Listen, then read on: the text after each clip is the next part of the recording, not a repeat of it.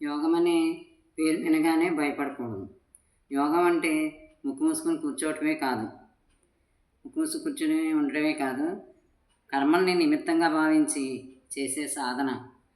కర్మలన్నీ మన పనులు మనకి ఏమైతే ఉన్నాయో అన్నిటినీ మనం నిమిత్తంగానే దాంట్లో ఎక్కువగా లీనమైపోయి చేసే నిమిత్తం ఇది వచ్చింది, ఈ పని కష్టం వచ్చిందా సరే, నష్టం వచ్చిందా సరే, ఈ పని మన మీద పడిందా సరే, నేను నిమిత్తంగానే భావించి చేసే సాధన యోగం. అంటే ఇక్కడ కూర్చొని ఎక్కడో ఉన్న మన వాళ్ళని తలుచుకుని క్షణంలో అక్కడికి మనసు వెళ్ళిపోతుంది, ఎక్కడెక్కడికో వెళ్ళిపోతుంది, క్షణంలో వెళ్ళిపోతుంది, మనం తలుచుకుంటే వెళ్ళిపోతుంది.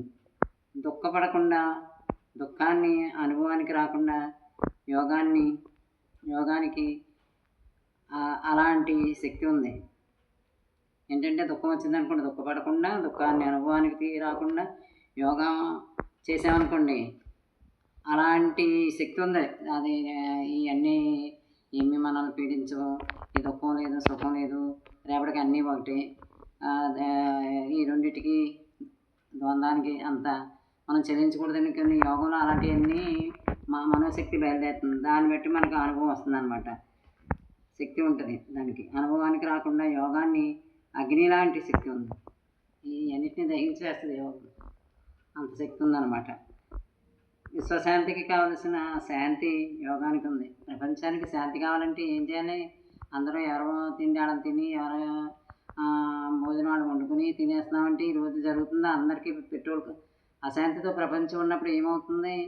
ఈరోజు అన్నీ ఇబ్బంది వచ్చేస్తుంది. పెట్రోల్ దొరకట్లేదు, అన్నీ పెరిగిపోయినాయి.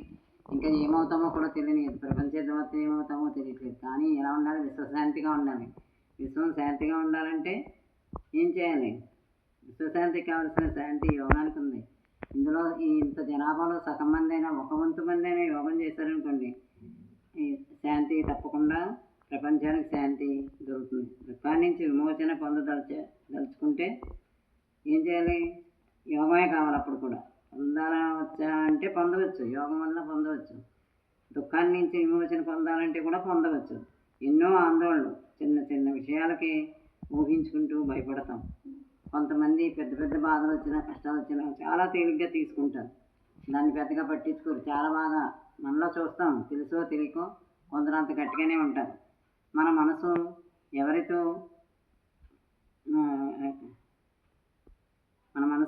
లయం అవుతుంది? ఎవరిలో లయం అవుతుందంటే మనం మన కళ్ళు మూసుకొని కూర్చున్నామంటే ఆత్మేందు లయం అవుతుంది. అటువంటి పరమాత్మ అంటే ఆత్మలో ఉన్న దేవుడు, దీపం అన్నీ ఆయనే కదా, పరమాత్మే కదా. అటువంటి పరమాత్మని మనం నిత్యం అనుసంధానమై ఉండాలి. మన పనులు మనం చేసుకుని ఎన్ని చేసుకున్నా ఎప్పుడో ఒకప్పుడు రోజులో మన దేవుడితో మనం ఐక్యమయ్యి అనుసంధానమయ్యి ఆయన ఉన్నాడు కనుక మనం ఉన్నాం అనేది ఒక అనుసంధానమై ఉండాలి. ఏది ఎలా జరిగినా శరీరానికే కానీ ఆత్మకు కాదు. ఇలాంటి ఆలోచనలు సాగించాలి. ఆత్మపరంగా ఆలోచించాలి. శరీరం దేహానికి అన్నీ వస్తాయి, దెబ్బలు వస్తాయి, రోగాలు వస్తాయి, ఆఖరికి మరణం కూడా వస్తుంది. అప్పుడు ఆత్మకి ఏమీ రాదు. అది ఆత్మే సత్యమని తెలుసుకోవాలి.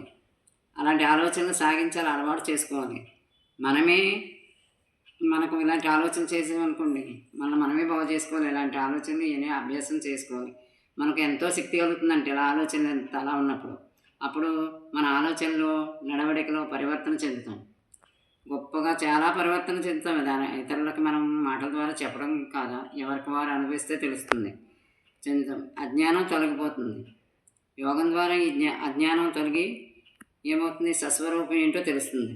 మనం దేహం కాదు, ఆత్మస్వరూపం అనే ఒకటి స్వస్వరూపం అంటే అదనే తెలుస్తుంది అన్నమాట. మన సహజ గుణం పరోపకారమని వెలుగు తెలుసుకుంటాం. మన సహజ గుణం ఇతరుల కష్టం చూస్తే ఎంత మనం నీరైపోతాం. నిజంగా ఆ సమయంలో ఎంత మంచి మనసు వస్తుందో మనకే ఆ కష్టం వచ్చినట్టు ఫీల్ అవుతాం. వీలైతే మనం సహాయం చేసి ఆ కష్టం నుంచి వాళ్ళని బయటికి తీయాలని కూడా ప్రయత్నిస్తాం. అంత మంచిగా ఉంటాం అన్నమాట. పరోపకారం అనేది తెలుసుకోవాలి. మన సహజ గుణం పరమాత్మని అభయహస్తం మనపై ఉందని తెలుసుకుంటాం. మనం కష్టాలు వచ్చినాయి అనుకోండి, ఆ దేవుడి అభయహస్తం మనకు ఉంది అని ఒక నమ్మకం, ఒక విశ్వాసం ఉండాలన్నమాట. మనపై ఉందని తెలుసుకోవాలి. మన కర్మల్ని, మన పాపాలని యోగం హరించి వేస్తుంది. దీనివల్ల హరించదు అంటారు, కానీ చాలామంది యోగులు వాళ్ళ అనుభవాల్లో చెప్పారు. యోగం వల్ల కర్మలు భస్మీపట్లం అయిపోతాయి. మేటలు వేసేసి ఉన్నటువంటి దూది మేటల్ని ఒక చిన్న అగ్నికణం వేసామనుకోండి అన్నిటినీ భస్మం చేసేస్తుంది. అలాగే ఇంతటి పాపకర్మల్లో అయినా సరే ఒక చిన్న యోగా శక్తి, యోగం మనలో యోగం చేస్తే ఆ యోగ శక్తి కర్మల్ని పాపాలని భస్మీపటలం చేసేస్తుందని చెప్తారు, హరించి వేస్తుందని చెప్తారు. పెద్ద పెద్ద సమస్యల్ని చిన్న చిన్నవిగా భావించి తేలికగా ఉండటం, ఆ దుఃఖాలని తేలిగ్గా ఉండగలుగుతాం. పెద్ద పెద్ద దుఃఖాలని చిన్న చిన్నగా మన భావన, మనసు ఎంత చిత్రమైనది అంటే ఏది భావిస్తే అలాగే ఉంటాం. నిజంగా అంత బలమైంది మనసు.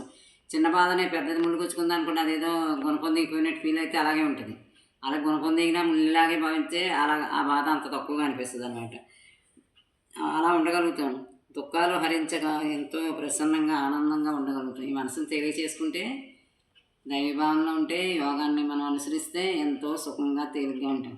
యోగం అంటే మనకి ఎంతో కష్టమని దాని పేరు చెప్పగానే భయపడిపోతారు. అలా కాదు, మనల్ని ఇంత తీర్చిదిద్ది మనల్ని ఒక మంచి మనిషిగా కానీ, మానవత్వం కలిగినట్టుగా కానీ, అందరి శాంతి, ప్రపంచ శాంతి కోరుకుని మనం మన మహామనుషులుగా కావాలంటే యోగం చేసుకోవాలి.